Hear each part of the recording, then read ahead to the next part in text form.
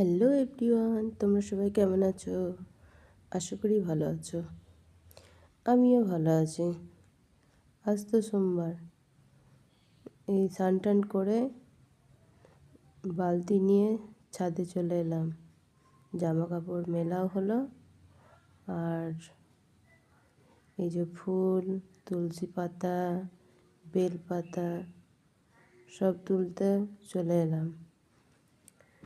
এই আমার একটা ছোট্ট বেল গাছ, এটা আমি নার্সারি থেকে নিয়ে এসেছি। ওই যে সবাই বলে যে ফল ধরা গাছ ছাড়া পাতার পুজো দেওয়া যায় না, তো আমি একটা গ্রাফটেড চারাই নিয়ে এসেছি নার্সারি থেকে। যখন নিয়ে এসেছিলাম তখন গাছে দু একটা পাতা ছিল, এখন মাসখানেক হয়ে গেছে যে গাছের একটু পাতাগুলো বেশি বেশি হয়েছে। তো ভালোই হয়েছে, আমার ঠাকুরকে জল দিতে সুবিধা হচ্ছে। এখানে আর একটাও গাছ লাগিয়েছি, এই দেখো, এটা বীজ থেকে হয়েছে।